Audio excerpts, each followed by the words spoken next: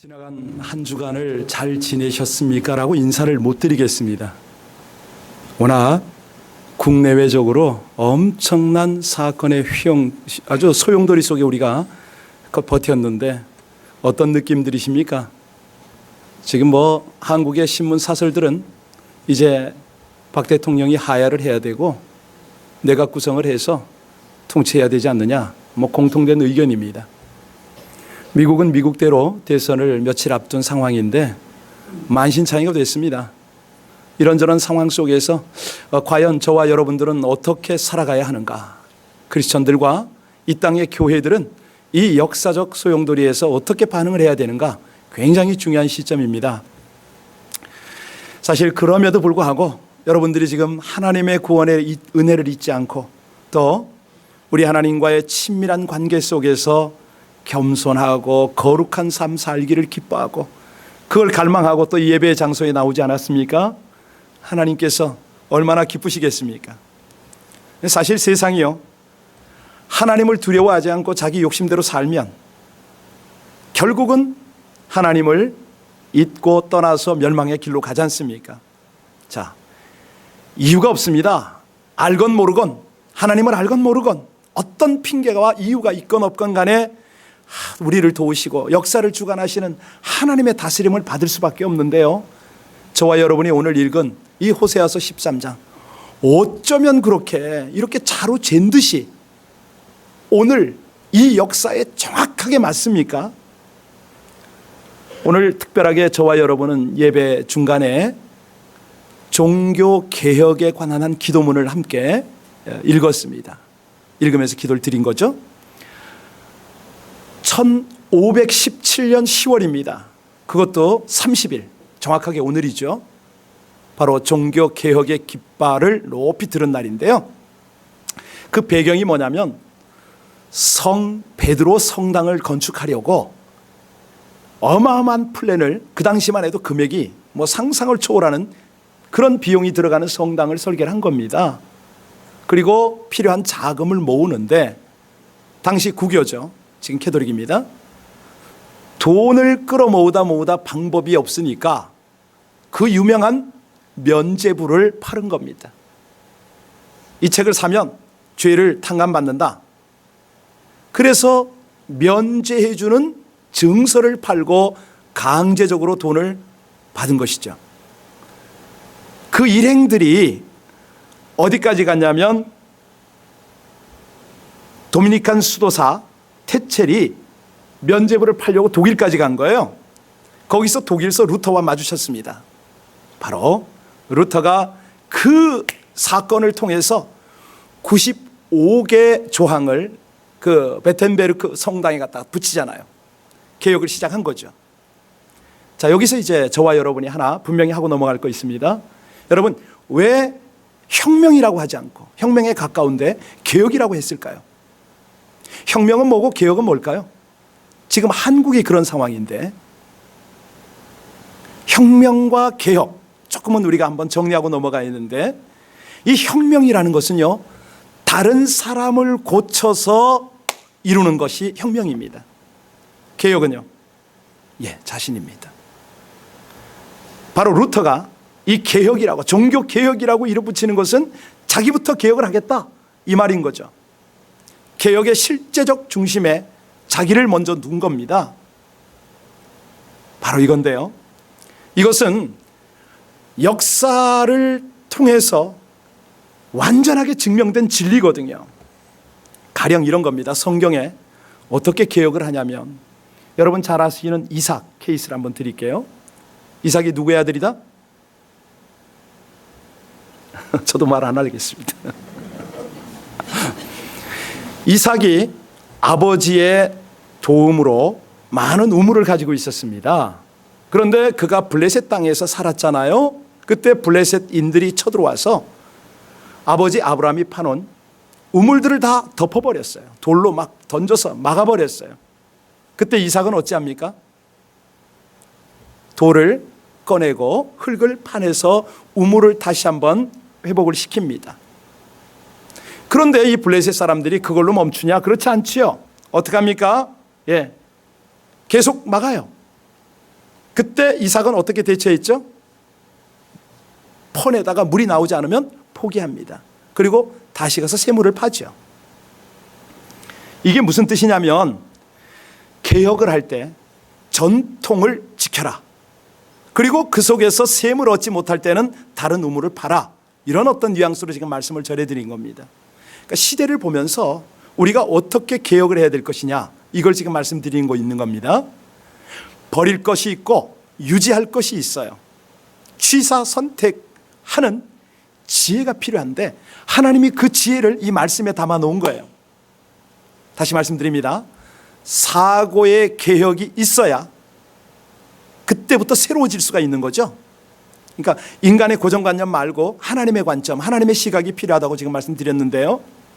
하나님께서 이 종교개혁 기념주의를 우리에게 지키게 하시는 이유, 지금 이제 500주년입니다. 이유가 뭘까요? 바로 이거예요. 이거. 자, 오늘 본문 속으로 들어가면요, 저는 이 시대의 미국과 한국의 실정을 여지없이 하나님께서 이 속에 압축시켰습니다라고 이렇게 표현을 했는데, 이 본문을 보면서 우리의 돌파구는 무엇인가, 하나님께서는 우리에게 어떻게 뭘 기대하시는가, 이걸 찾아 들어가는 겁니다. 먼저 1절부터 3절까지 하나님이 진단을 어떻게 했습니까? 야, 헛된 우상을 섬기니까 이렇게 교만해지지, 이 말입니다. 우상 섬기면 교만해집니다. 4절부터 13절까지의 내용은 뭐냐면 왜 우상을 섬겼느냐 이거예요. 너희가 하나님을 잊어버리니까, 하나님을 무시하니까 이 구원의 하나님을 잊어버려서 이 일이 벌어졌지 않느냐, 이게 4절부터 13절까지고요. 마지막 14절부터 16절까지는 그럼에도 불구하고 그 사망에서 건져주겠다, 이 은혜가 거기 있습니다. 이게 해결책이죠. 그래서 해결책이에요. 먼저 1절부터 3절을 설명해 드리겠습니다. 헛된 우상을 섬김이 교만해지지 않느냐, 이게 무슨 뜻이냐면요, 여기 본문에 나오는 에브라임은 과거에 큰 권세를 누렸습니다. 그 야곱이 12지파를 12아들을 축복할 때 에브라임을 그렇게 축복을 했거든요. 너는 큰 복을 받을 자다, 큰 자가 될 것이다, 이렇게 축복을 해 줬어요. 그런데 그 복을 제대로 받아서 누리면 얼마나 좋았겠습니까? 그가 범죄를 저질렀죠. 그 바람에 운명이 바뀌었습니다. 교만해졌습니다. 패망할 처지에 놓였다는 겁니다. 그 바탕에는 뭐가 있냐면 하나님을 두려워할 줄 모르니까 우상을 만드는데 자기 우상을 만들었어요. 교만한데 자기의 머리, 자기가 의지하고 싶은 것을 계속해서 의지하는 어리석음에 빠졌다, 이겁니다. 나름대로 위세가 당당했던 에브라임은요, 이 어리석은 우상 숭배 때문에 어떻게 됩니까? 사라지는 구름이라고 하나님 말씀하십니다. 사라지는 이슬이라고 말씀합니다. 허무하게 없어질 존재라고 말씀합니다. 여러분, 시대 상황과 이게 말씀이 딱딱 맞아 들어가는 거 느끼시겠어요? 정확합니다. 이제 조금 기다려 보세요. 시간 지나면 이 하나님의 말씀이 무섭도록 정확하다는 걸 우리가 몸을 떨면서 느낄 수밖에 없어요. 자, 그래서 가장 중요한 이 생명의 개혁 어떻게 할 것이냐, 첫 번째는요, 본질로 가야 됩니다. 신앙의 본질로 가야 돼요. 하나님이 원하시는 그 본질로 가야 돼요. 이렇게 여러분과 제가 한번 우리 삶을 잠깐 좀 조명해 볼까요? 깜깜한 곳에서 출구를 찾으려면 어떻게 합니까? 그냥 미로에서 뚫고 나가는 길을 어떻게 찾습니까? 제일 중요한 건 넓은 안목이잖아요. 하나님의 눈으로 봐야 돼요. 미로를 만든 사람의 눈으로 보려고 애를 써야 돼요. 아니, 조금만 높은 곳으로 올라가면 돼요. 산 정상에 올라가서 보면 보여요. 뭐가 보입니까? 본연의 모습이 보여요. 본연의 모습이. 다시 말합니다. 본질로 돌아갈 수가 있다는 거예요. 이 종교 개혁이라는 게 바로 그거예요. 성경으로 돌아가자, 하나님께 돌아가자, 순수한 믿음으로 돌아가자, 이거거든요. 새 것을 찾는 게 아니에요. 여러분, 새 것이 어디 있습니까? 성경이 말씀하잖아요. 해 아래 새 것이 없나니, 하나도 없다. 새 것이 없어요. 예. 오직 하나밖에 없어요. 하늘밖에 없는 거예요. 하늘이 새 것이죠. 사실요, 우리가 원래 하나님이 만들었던 그 아름다운 형상처럼 살아갈 수만 있으면 얼마나 좋겠습니까? 훼손되고 오염되고 변질되어서 이 예전 상태로 돌아가는 게 불가능해요 지금. 그럼에도 불구하고 하나님은 개혁해라, 돌아와라. 여러분, 그 한자 하시는 분들 개혁을 뭐라고 쓰죠? 어떻게 쓰죠? 아세요? 예, 아시네요. 무슨 뜻이냐면 가죽으로 바뀐다 이 말입니다. 기가 막히죠. 저는 중국어를 해야 되니까 중국어를 볼 때마다 하나님께서 기가 막히게 이 글자를 만들었다 느껴요. 무슨 말입니까? 아담이 범죄하고 무화과 나무 잎으로 옷을 만들어 입었는데 하나님이 가죽 옷으로 바꿨다 이 말 아닙니까? 이게 개혁인 거예요. 이게 꼼짝 못해, 꼼짝 못해. 하나님 앞에 하나님이 가죽으로 옷을 입혀주는 거, 이게 개혁이에요. 이게 무슨 뜻이냐면 개혁의 주체는 누구다? 하나님인 거예요. 사람이 아니에요. 내가 뭘 개혁을 해요? 있을 수가 없어요. 한국에 무슨 대안을 내놓는 거 보면서 얼마나 우스워요. 제가 보도를 보면서 왜 이러나 이 사람들, 이러면 길이 안 보이는데, 찾을 수가 없는데. 성경에요 비슷한 케이스가 있어요. 야곱이 얼마나 잘 나갔습니까? 장자권 뺏어가지고 도망가다가, 그러다가 베델에서 하나님을 만나는 거 아시죠? 돌베개 패고 잠자다가 하나님 만납니다. 그가 외삼촌 집에서 그대로 돌려받고 많은 깨달음 얻은 다음에 형 만나러 왔잖아요. 그리고 그 가족들과 함께 나름대로 하나님의 은혜 속에서 회복도 했어요. 그런데 살만하니까, 안정되니까 무슨 일이 벌어집니까? 하나님이 명하지 않은 세겜에서 자리를 정착해버리잖아요. 그곳에서 오래 머물다 보니 무슨 일이 벌어집니까? 딸이 강간을 당합니다. 화가 난 오빠가 가서 그 세겜에 있는 족속들을 할례 받으라고 그러고 이제 속에서 죽여버리죠. 난리가 납니다. 이게 도대체 수습이 안 돼요. 미래가 보이질 않아요. 그때 야곱이 어떻게 결단하는지 아시죠? 어떻게 했습니까? 베델로 가자, 올라가자. 이게 회개, 개혁이에요. 이게 방법이에요. 개혁의 주체는 하나님이에요. 하나님께 가면 돼요. 우리가요, 이게 참 중요한 게, 성경에 보면 이런 게 참 많습니다. 이거 개인이라고요? 왕도 있어요. 그 어린 왕 요시야. 요시야가 나라 개혁을 어떻게 했죠? 성전 공사하다가 오래된 두루마리 찾았잖아요. 두루마리를 읽게 했더니 온 백성이 회개해야 했어요. 하나님께로 돌아가는 거죠. 말씀으로 돌아가는 거죠.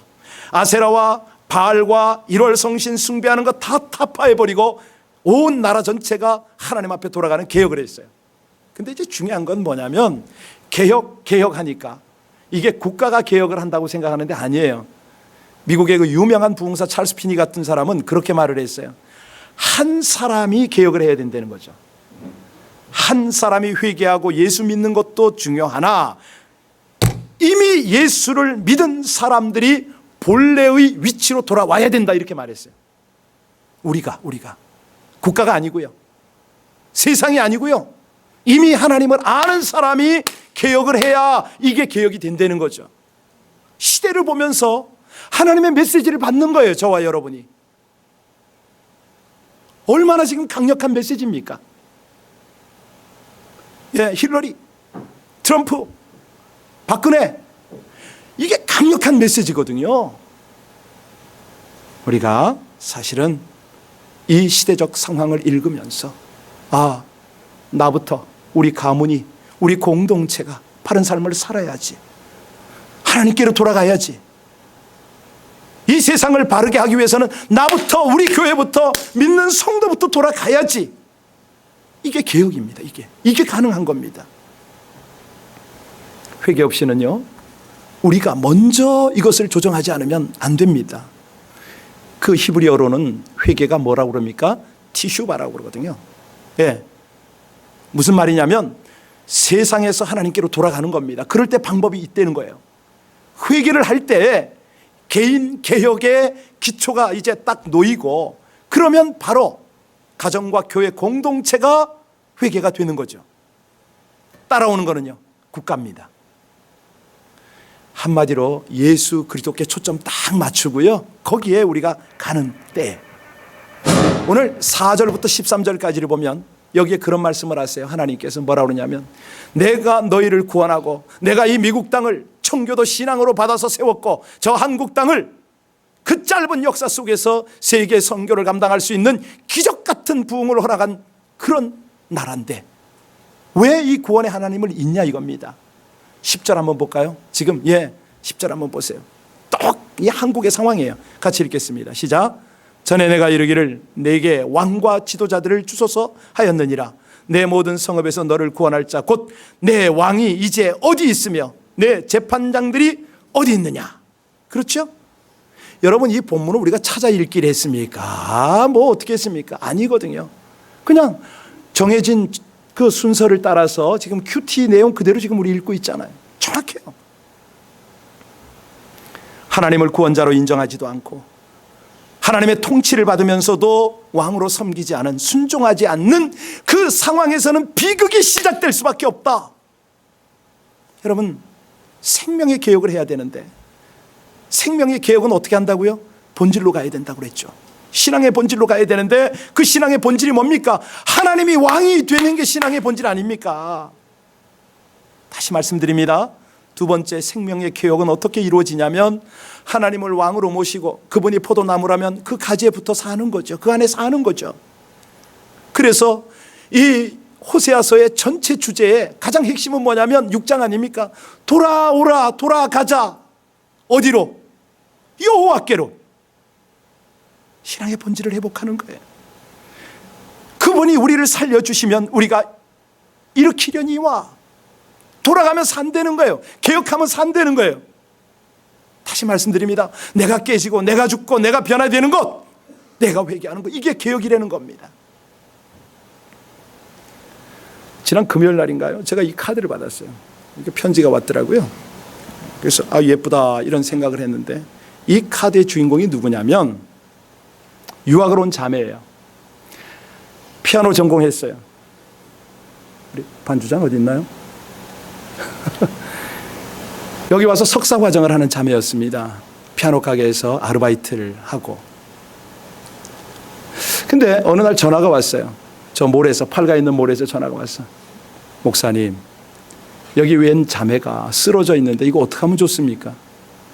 아니 지금 전 밤에 좀 일찍 자고 새벽 기도를 해야 되는데 전화가 왔는데 거절도 못 하겠더라고요. 할 수 없이 나갔죠. 갔더니 이 자매가 완전히 술이 취해가지고 그 뭐 떡이 됐다고 그래야 돼요. 인사불성이에요. 알아보질 못해요. 뭐 그냥 바지가 엉치까지 그냥 걸쳐졌는데 이야 이게 무슨 주차장에서요. 그냥 굴르는 거예요. 순간 대책이 없더라고요. 어떡하지 하다가 차에 태웠어요.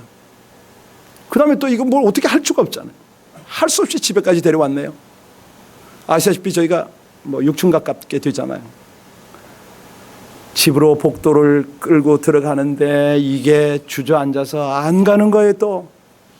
아니 남자 같아야 껴안고 들어가죠. 끌어안고. 이게 여자니 이걸 어떻게 앉지도 못하고 정말 힘들었어요. 집안에 들여놓으니까 바로 이걸 하네 또. 대책이 안 쓰는 거야 이게. 잠도 못 잤죠. 우여곡절 끝에 하여튼 잠은 재웠어요. 저도 쫓겨가지고 나왔는데. 그리고 이제 다 해놨더니 그 물에 빠진 사람 건져놓으면 못 찾는다고요? 늦잠 자고 일어나더니 한다는 말이 지갑 다 잃어버렸다고 지갑 찾으러 가지 또. 갔어요. 어떻게 해서 하여튼 다 기억은 안 나는데 이 자매의 편지를 제가 좀 읽어드릴게요. 이 카드. 김대준 목사님. 안녕하세요 목사님. 몇 년 전 LA 길바닥에서 철없이 방황하던 여자애를 구해주셨던 것 기억하시나요? 그 이후로 부끄러워서 한 번도 제대로 감사하다는 말 전하지도 못하고 이렇게 시간이 지나갔네요. 시간이 흘러 저는 결혼도 하고 한 아이의 엄마가 되었습니다. 종종 페이스북으로 안부 보고 있고 보내주시는 카톡도 감사합니다. 이제 멀리 이사가서 출석은 하지 못하지만 가끔 목사님과 사모님 생각하며 기도드려요. 항상 평안하시길 감사합니다. 이것만 보냈겠어요? 주신 작은 헌금이지만 보탬이 되었으면 하네요. 전에 피아노 사시고 싶어 하던 거 기억나요? 저기 저렇게 좋은 게 있는데. 여러분, 그런 겁니다. 사람이 개혁을 하면요, 한 사람이 개혁을 하면 교회가 기쁘잖아요. 하나님이 얼마나 기쁘시겠어요. 지금 그 자매 백인 남편 만났거든요. 직접 만나지 못했는데 그 페이스북으로 제가 알죠. 아이가 너무 이뻐요. 깜찍하게 생겼더라고. 여러분, 그렇습니다. 우리가요, 개혁을 하면 이렇게 아름다워요. 감동을 끼쳐요. 하나님이 뭐라고 그러십니까? 내가 너희를 찢으셨으나 낫게 하신다, 이렇게 말씀하세요. 이 찢다, 이 말은 무슨 말이냐면, 원어적 의미를 설명하면요, 사자가 먹이를 찢을 때 어떻게 찢는지 아세요? 이 짐승을 찢을 때. 지금요, 찢겨지고 있는 거예요. 사람이, 가정이, 교회가, 국가가, 이 민족들이 찢어지고 있어요. 풍전등하예요 지금. 그런데 찢으셨으나 어떻게 하신다고요? 낫게 하신다. 누가? 하나님이. 살게 하신다. 누가? 한 분밖에 없어요. 성경에 그런 케이스가 얼마나 많습니까? 하나님이 회복하시면 완전한 회복 아닙니까? 욥이요, 그렇게 다 자녀 잃고 재산 다 잃어버렸지만 하나님께서 회복하시니까 완전하게 회복이 됩니다. 배나 되는 회복을, 축복을 받습니다. 한마디로 돌아가면 살아요. 하나님 안으로 돌아가면 살아요. 회복이 되어요. 개인뿐만 아니라 모든 공동체가 다시 개혁이 됩니다. 마지막 14절부터 16절까지 우리 읽고 오늘 말씀을 마무리해야 되는데요, 우리 14절부터 16절까지 한번 읽으면서 여러분들이 여기서 하나님의 마음을 좀 느꼈으면 좋겠습니다. 시작. 내가 그들을 시올의 근세에서 속량하며 사망에서 구속하리니 사망아 내 재앙이 어디 있느냐, 수라 내 멸망이 어디 있느냐, 뉘우침이 내 눈앞에서 숨으리라. 그가 비록 형제 중에서 결실하나 동풍이 오리니 곧 광야에서 일어나는 여호와의 바람이라. 그의 근원이 마르며 그의 샘이 마르고 그 쌓아둔 바 모든 보배의 그릇이 약탈되리로다. 사마리아가 그들의 하나님을 배반하였으므로 형벌을 당하여 칼에 엎드러질 것이요, 그 어린아이는 붓으로 떨어지며 아이벤 여인은 배가. 여러분, 뭘 느끼세요? 15절에 보세요. 동풍이라고 나왔죠? 이거는 뭐냐면 들이닥칠 아수르 군대를 지금 상징합니다. 하나님의 통치 거절하면 방법이 없어요. 우리가 이 본문을 통해서 침략자와 이 가해자, 이 모습을 아주 생생하게 지금 보고 있는데요, 그만큼 지금 하나님께서 허락하신 이 형벌이죠. 이 형벌은 임박했고 확정적이에요. 그러나 하나님의 백성들은 하나님이 온전히 구원하신다, 하나님이 온전히 회복하실 것이다, 하나님께 돌아오기만 하면 하나님의 통치는 찢어진 것을 도로 낫게 하시고 모든 아픔들을 회복시키신다, 이 말 아닙니까? 교회도 국가도 하나님 안에서 개혁하면 다시 산다. 살기 위해서는 개혁하라, 이 말씀을 하셨습니다. 그래서 오늘 마지막은요, 이 생명의 개혁, 다른 거 없습니다. 하나님 더욱더 알아가는 거죠. 하나님께로 돌아가면 뭐합니까? 더 중요한 거는 결과적으로 하나님이 왜 돌아오라고 그랬냐면 하나님을 알려는 거 아닙니까? 왜 죄 짓습니까? 왜 쇠퇴합니까? 하나님 모르기 때문이죠. 호세아서 6장 3절에 우리가 여호와를 알자, 힘써 알자. 우리가요, 하나님을 알면 그분을 향하여 온전히 헌신할 수밖에 없습니다. 지난 주간에요, 제가 지금 너무 하나님께 받은 은혜가 많은데 하나만 더 나눌게요. 또 있어요. 다음 주에 하나 더 나누도록 하고, 바로 어제 그저께네요. 1991년부터 2016년 지금 현재까지 중국에서 사역하고 있는 이제 그 동년대, 나이가 저보다 10살이나 많으시기 때문에 형님이라고 제가 부릅니다. 이분은 선교사요, 의사입니다. 외과 의사. 동시에 신학도 해서 목사입니다. 뭐 사자라는 거 다 가지고 있어요. 근데 이분이 그 형수님하고 함께 왔습니다. 오랜만에 만났습니다. 함께 이런저런 대화를 했는데, 한때 한국에서는 예수병원의 원장도 하셨거든요. 중국 가서 병원도 한 몇 개 설립을 했습니다. 지금은 뭐 하냐면 한 6년 반 됐는데 저 섬서성이라고 중국 오지 중에 오지입니다. 그 오지 중에서도 가장 오지에 들어가 가지고 문둥이촌 사역을 하고 계세요.